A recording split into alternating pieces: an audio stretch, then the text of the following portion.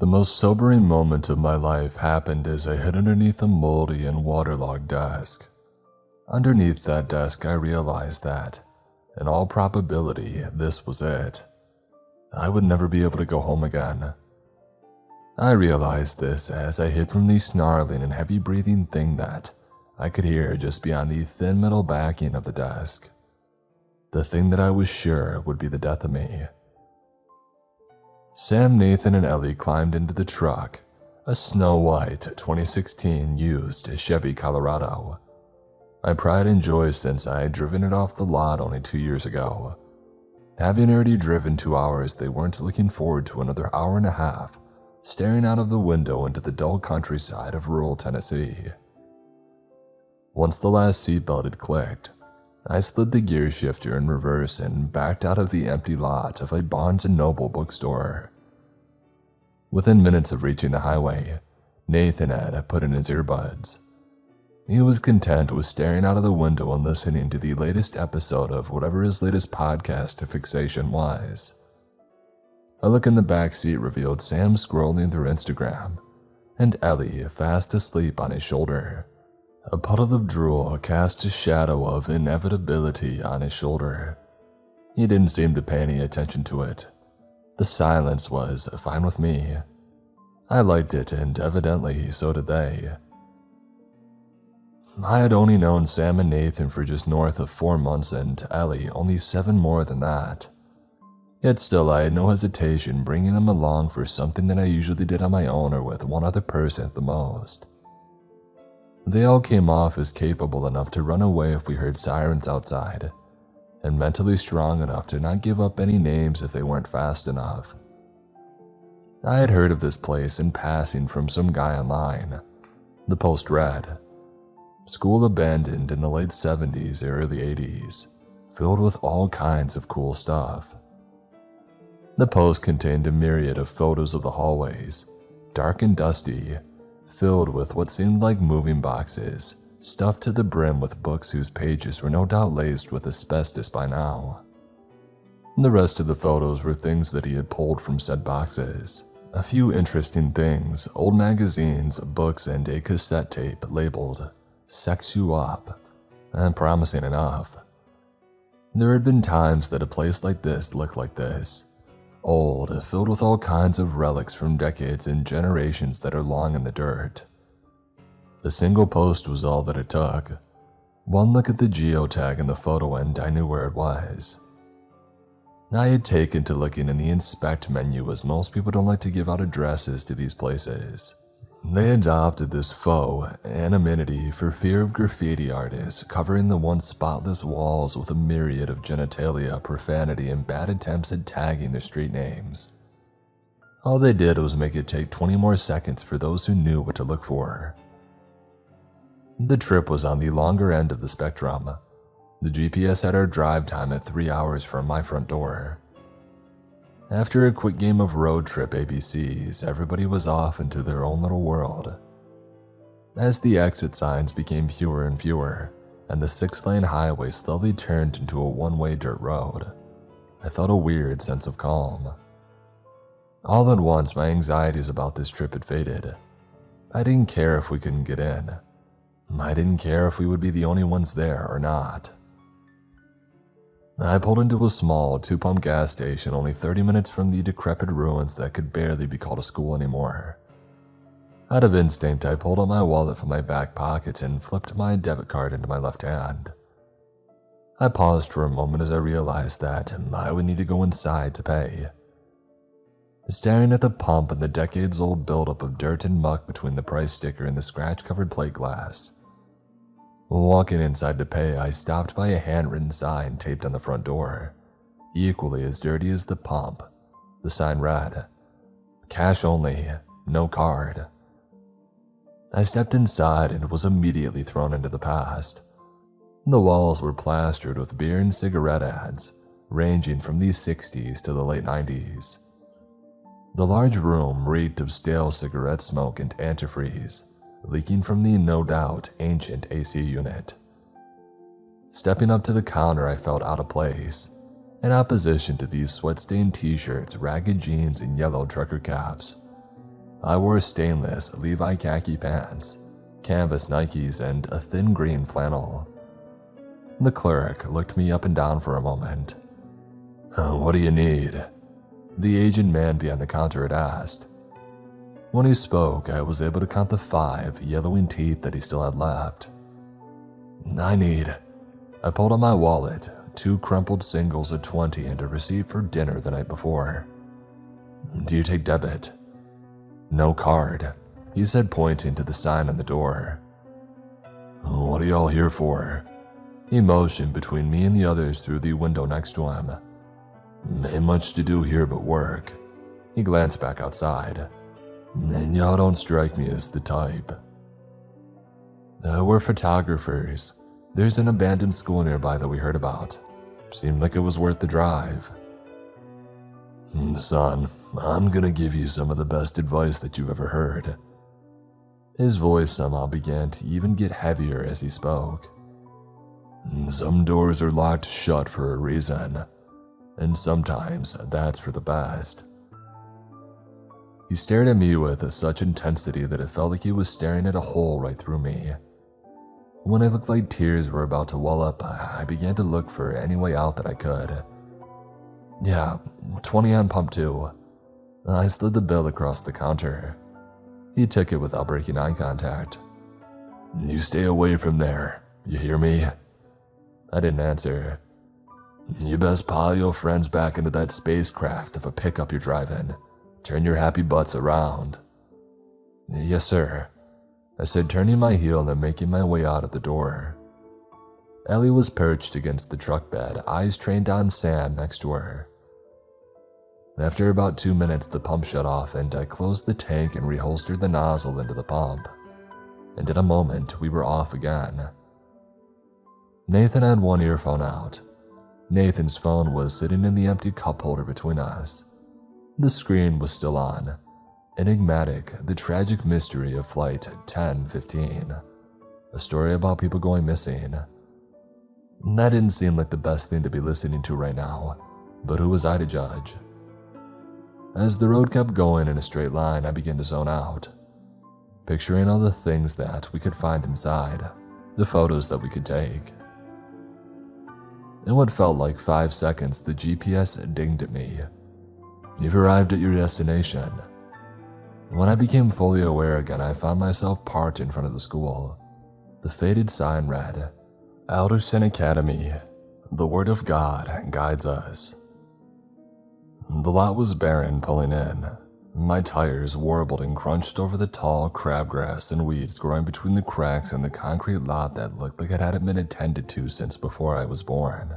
3 cars sat dormant at one end of the lot. Lined neatly in a row, all of their windows had been either rolled down or smashed. Their insides had been ransacked as if somebody had wanted to get rid of any resemblance to the interior of a mid-90s Ford Taurus. The dashes were smashed, glove compartments were gone entirely, and the steering wheels looked like they had been on the losing end of a fight with a sledgehammer. Each interior emitted the slightest hint of bleach from no particular source, as if the entire inside had been drenched at one point or another. Putting on our respirators, I found myself itching for a reason not to go inside. A burning sensation began to form at the pit of my stomach. All of a sudden, I was the one with cold feet. I had practically begged the other 3 to come with me. I couldn't just turn around. I found myself making a mental list of all the things that could go wrong. When I ran out of any plausible ones after the first few seconds, I fastened my respirator and made my way to the front door. Sam, Nathan, and Ellie not far behind. "You do this kind of thing a lot," I heard Nathan ask from behind me. When I turned around to answer him, I saw that the question was directed towards Sam. I didn't hear his answer, something about his brother in Peru. My mind was more occupied with what the man at the gas station had said to me before I left. "Some doors are locked for a reason." Those words echoed back and forth as I wrapped my fingers around the master brand padlock that held the front door shut. Next to the door stood a stone cherub. Slightly green with moss, it held a small basket above its head. Around the back, we stumbled on a window that had been left open. Not smashed, open. Behind the window lay a thick sludge of darkness, so thick that my flashlight was unable to pierce beyond a few feet past the window frame. Without hesitation, Ellie jumped through and landed on what sounded like a thin layer of gravel on a linoleum floor. Her personally customized worn Air Force Ones shifted back and forth, slowly eroding the floor with each step. This was layered with the oohs and ahs from somebody who had never set foot into an abandoned building. Next was Sam and Nathan after him. As I watched them go inside, I felt the same burning sensation in my chest that I had only ever experienced at the gas station. It felt like somebody was staring right through me. I stuck my head inside of the window and my eyes quickly adjusted to the blinding darkness. Everyone seemed off in their little world, each of them distracted by a different element in the room. Pulling my head back out, I was instantly blinded by the searing light. As I rubbed my eyes, I scanned the tree line, looking for any reason to pile back in the car and leave. Nothing. I saw a little bit of movement not far into the thicket, but managed to convince myself that it was just a squirrel. When my feet landed on what I had correctly assumed was a dirt-covered linoleum floor, I found myself making direct eye contact with a dusty painting of a giraffe picking leaves delicately from a treetop. As I scanned the rest of the room, I noticed everyone filing out of the collapsing doorway and into the main hallway that, from what I could guess from the pictures, stretched the entire length of the building. As I shuffled behind them, all was still taken aback by the enormity of the place. As we began to walk deeper into the maze-like design, beams of light darted from corner to corner, illuminating every crack and crevice the building had to offer. It wasn't long before we began digging through boxes, our form of archaeology. "Sam, come look at this," Nathan said as he had emerged from a doorway. All at once, 3 flashlights blinded him. He was holding something but kept it behind the door out of view. When the light hit his eyes, he shot both hands in front of his face, one to take off his glasses and the other to shield his eyes. As he did, whatever he held slammed to the floor with a loud crash. Whatever glass that he was holding was now in 1,000 different pieces scattered around his feet. Dang it. He bent down and fished out a small photo from what had been a picture frame and shined a light on it. The picture was a spitting image of Sam, with everything from the dirt mustache that one could almost call a real piece of facial hair, to the shoulder-length jet black hair. Sam laughed and took the photo and held it up to his face. I lifted my camera and took a picture. Sam folded the photo and shoved it into his back pocket. "It's mine now," he laughed. I began to walk around more, snapping photos of almost everything in sight. In what felt like seconds, I realized that I had secluded myself away from everybody else. With each click of the shutter button, the flash shot up and illuminated whatever was in front of it before snapping right back down. I took one last photo before turning around to rejoin the group, when I saw a glint of white riding above the doorway that I could barely make out in the darkness. The path to salvation begins with a single step. I figured it looked nice with the light leaking through an open door with light spilling through and onto the filthy linoleum floor. I raised my camera and I snapped a photo. When the flash briefly clicked on, it revealed a long red gash to the left side of a door that led into a bathroom that I'd only just noticed.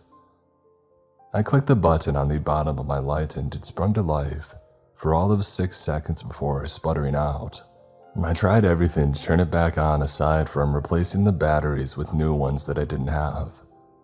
In all honesty, I shouldn't have left here no worse off than when I had entered, but I didn't. Instead, I resolved to use my camera as a makeshift flashlight, using every flash to map out where I was. The first flash went off and I was all of 3 inches from smacking my nose into a wall. The second flash went off and I was able to get my bearings, and I fell my way to the edge of the bathroom wall. When my fingers wrapped around the cold edge of the painted cement blocks, I took another photo and watched as the gash got wider, with small spatters branching out from the top and bottom, something akin to a monochrome Pollock painting.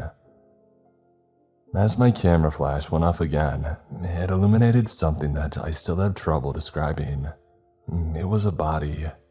While it resembled more of a puddle than a human, blood, chunks of flesh, a covered muscle were strewn about on the floor, creating a standing puddle of it all.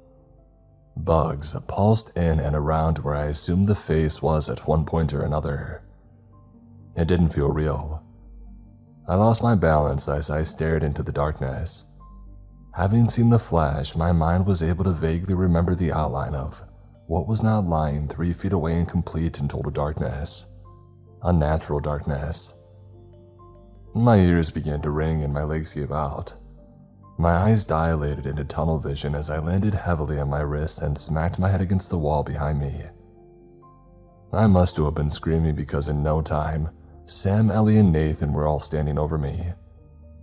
When they first had arrived, I could only make out vague muffled sounds as they beamed their flashlights into my eyes. As they stood over me, my hearing dialed back into reality and I became more aware of the aching coming from the back of my head and the burning sensation in my throat. I had no doubt been screaming. "What's wrong?" Ellie shouted at me. Before I had a chance to answer for myself, Nathan did it for me, letting out a yelp that was cut short by a string of vomit. Sam stood numb, shining his flashlight on the remains. Ellie noticed it next, and she let out a shrill and ear-piercing scream. You don't react the same way you think you would in a situation like this. I always found myself watching horror movies telling the characters to stop standing there and to just run. But at that moment, I finally understood what true fear was. It was paralyzing. It held all of us in place like statues. As we all stood there, sobering up from what we had just witnessed, an even worse thought crossed my mind. What did this to him? And even worse, is it still here? All of these thoughts took hold of everything inside of me, and the only way that I could convey them to the group was 4 words. We need to leave. I stood to my feet, using Ellie's wrist and arm as support to gain my footing. Jesus Christ, Nathan said as he wiped his mouth. What happened to him? His question came off as an equally genuine and morbid curiosity. The way that his voice cracked, it sounded like it almost hurt him to squeak out the question. Sam was still frozen, his light still shining on the body. He watched the insects pulse and scatter around every square inch of exposed nerve. Judging by the oxidation of the blood, whoever this once was had been here for at least a few days, no more than 2 weeks at most. Crap. Ellie let out and we all glanced over to see her holding her phone above her head. The white background of the emergency dial screen illuminated the brickwork. No signal. No, you've got to be doing something wrong, Sam said, finally snapping out of whatever trance he had been in before, beginning to make his way toward her. You can dial 911 no matter what company's tower you're connecting off of. Well, then there's no tower, Sam. Her voice began to break too. None of us knew how to deal with this sort of thing. I mean, who do you call? Where do you tell them that you are when there's nothing else for miles? When Sam finally tried the phone for himself, he was met with the same busy and no service signal that Ellie had heard. In an instant, they had stopped arguing. From down the hall, the unmistakable sound of boots on the dirty linoleum floor inched toward us at a slow and steady pace. We didn't know what to do. We froze in place for what felt like centuries, as the footsteps inched closer with every step. Whoever had been walking must have heard us notice them because they let out a shrill and almost inhuman shriek that echoed through the hallways. It was met with what sounded like a half-dozen more from outside of the building. Just down the hallway behind us was the cracked open door of what I can assume used to be a classroom of some kind. Nathan was the first to spot it, opting to leave us and slink his way over without so much as a tap on the shoulder. I grabbed Sam and Ellie and soon we were right behind him. The classroom was laid out as stereotypically as one could imagine a classroom from the mid-70s. One large wooden and water-damaged desk at the front of the room was assigned specifically for the teacher, followed by 4 columns of 7 all-in-one desks. Along the left side of the room were 3 double-door coat closets. Sam and Ellie took one of those while Nathan and I sought refuge behind the desk at the front of the room. As Ellie and Sam shut the door behind them, they crawled inside the closet, and they let the door drop, with a loud clatter against the body of the wardrobe. I could hear them mentally cussing at the same time that I was. The footsteps got closer. None of us could see, but judging from where they had stopped, I was guessing that the person was standing in the doorway. I held my breath, as did Nathan next to me. I held it so long that all I could hear was my heartbeat growing faster and faster until I was sure that it was about to explode. My hands were glued to the floor, every muscle in my body stiff. I did my best to minimize anything that could make any noise whatsoever. A lump formed in my throat as I continued to hold my breath past the point of safety. I wasn't able to exhale until I heard Ellie's loud piercing scream come from the closet. I peeked my head over the desk. The large, hulking figure that had made its way into the room. Its body was almost humanoid.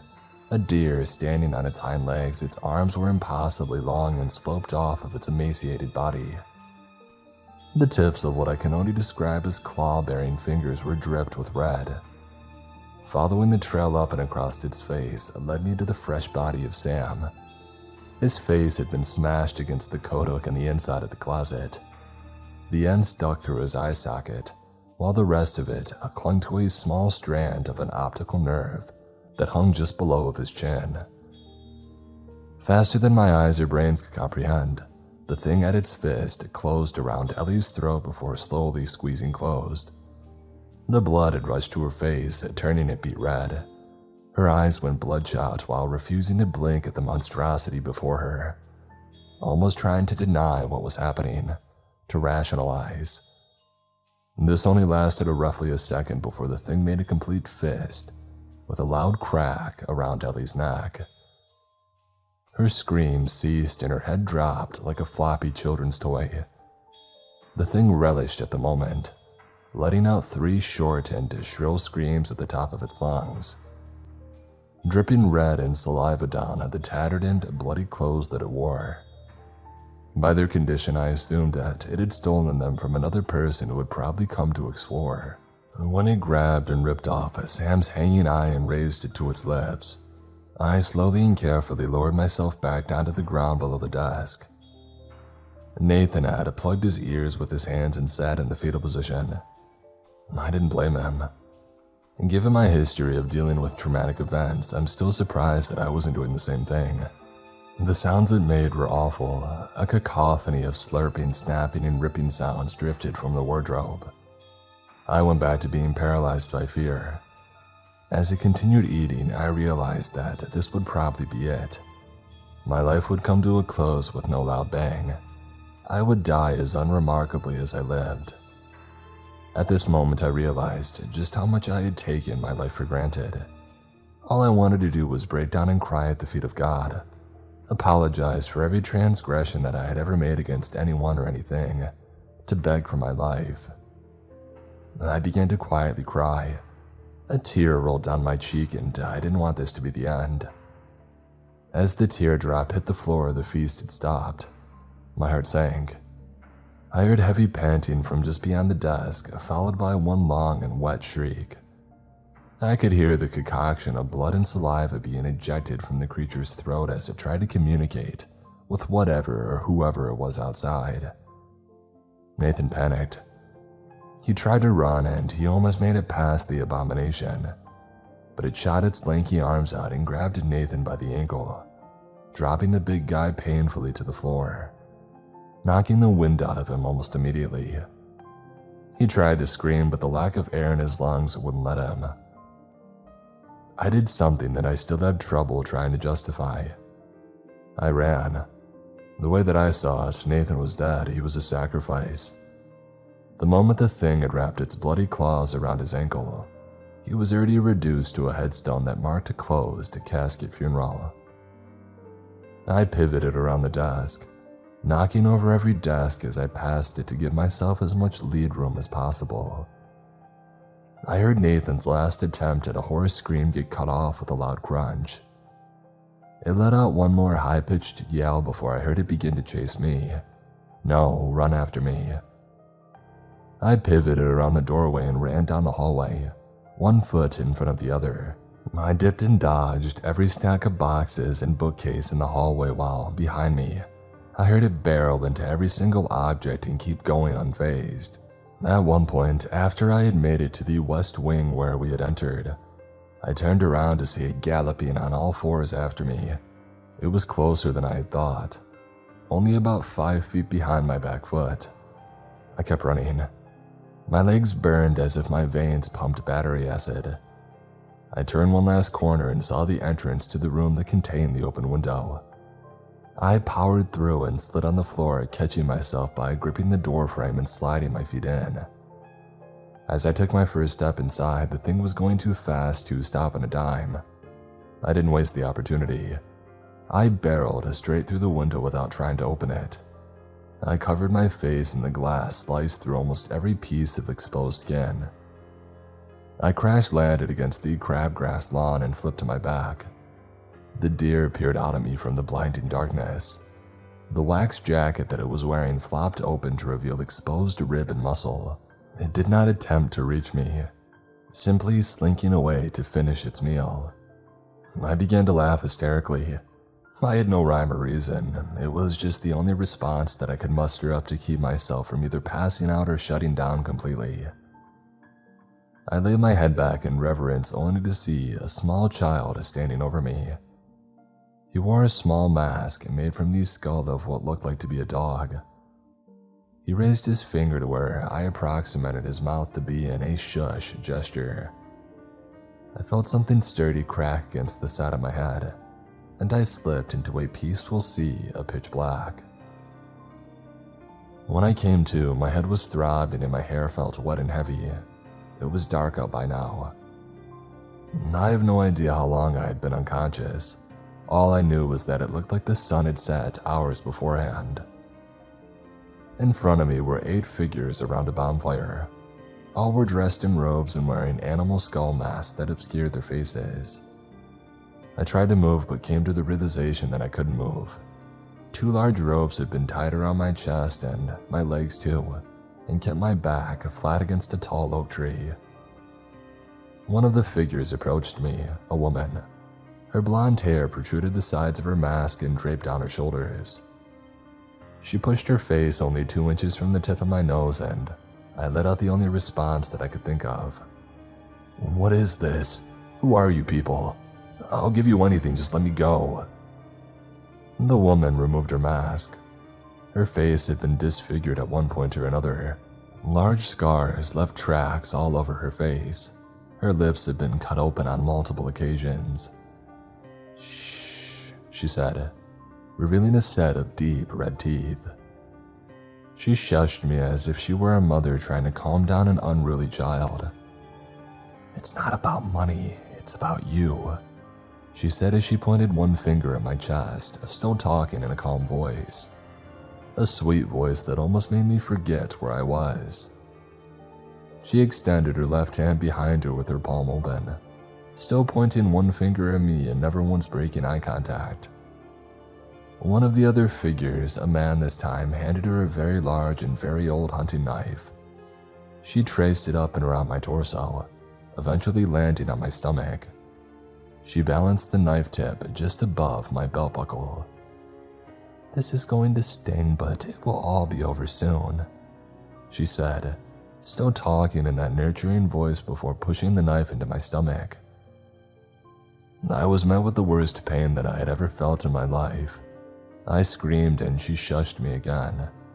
She began to drag and twist the knife. When I wouldn't stop screaming, she covered my mouth. After what felt like 5 lifetimes, she pulled out the knife. "It's all over, go to sleep," were the last words I heard before I lost consciousness again. When I came to, the sun had risen. The bonfire was nothing but smoldering embers and burnt logs. Around it lay the bodies of all 7 figures still wearing their robes. The woman lay at my feet, still. All at once, I was reminded of the surgery that I had been given the night before. My knees gave out and I slid down the tree into a squat that did nothing but add to the pain. I let out another scream. Over the next several minutes, I began to break away from the rope by sliding up and down the rough tree bark. After I was free, the next several days come in flashes. I remember running to my truck only to find it destroyed and bleached like the others. The next thing I remember is running into the road, covered in red and screaming like a madman. At some point, a truck must have stopped for me and let me in because the next thing I remember, I was trying to mumble the story out to the driver as he drove me to the nearest hospital. When he helped me limp through the sliding doors, I collapsed from blood loss. According to Dr. Foster, I died for 2 minutes as they tried to fill me with as much blood and essential fluids as I had lost. Over the coming days, I recovered in the hospital, keeping a close eye on who entered my room. Police came by as soon as I was lucid again. Wiltshire County Sheriff's Department, their badges red. They asked me as many questions as they could before disappearing again. After 5 days in the intensive care unit, I was finally transferred to a shared room and was finally able to sleep through an entire night. I don't like it here. Last night, a nurse came and woke me up in the middle of the night.